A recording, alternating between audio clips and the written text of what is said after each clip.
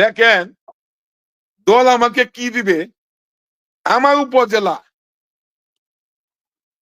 দুর্দিনে যারা কোনো সাহস ছিল না কথা বলার, আন্দোলন সংগ্রাম যুদ্ধ আওয়ামী লীগের সাথে, অথচ আমার এলাকায় এখন পর্যন্ত কাউন্সিল করতে পারি নাই।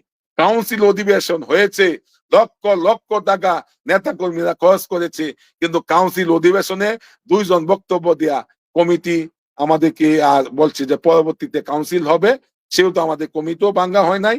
এই কমিটি পূর্বে কমিটি বহাল রয়েছে। হ্যাঁ, আমরা এখন পূর্ণাঙ্গ কমিটি আর পাইও নাই, আগের কমিটি আমরা এখন কার্যকর চলতেছি।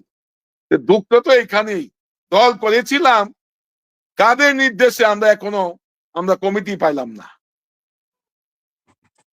যদি আমার গ্রহণযোগ্যতা না থাকে তাহলে হয়তো আমাকে বাদ দিতে পারে। আমি তো কাউন্সিল চেয়েছি, কাউন্সিলের মাধ্যমে কমিটি হোক। এবং জানেন 6টা ইউনিয়নে কাউন্সিলের মাধ্যমে কমিটি হয়েছিল, কিন্তু কেন্দ্রীয় পরবর্তীতে আমাদের সঙ্গে সকলে আপোষ করার জন্য আমাদের 2টা কমিটি, একটা আমাদের পুমদি আর একটা গোবিন্দপুরের কমিটি, ওনারা আপত্তি করছে যে এটা কাউন্সিল করার পরেও আচ্ছা তারা চাচ্ছে না, এটা নতুন কাউন্সিলের পরে আবার কে চায় না না চায়, তারপর মেনে নিয়েছি যে ঠিক আছে, আমি সেটা মেনে নিলাম।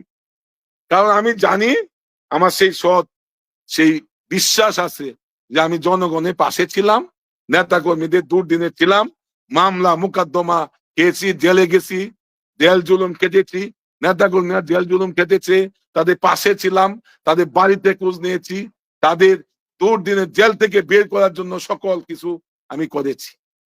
কোথায় ছিলেন সেদিন? আজকে যারা এমপি মনোনয়ন হয়তোবা নিয়ে গেছেন, নিয়ে যাবেন, তারা সেদিন কোথায় ছিলেন?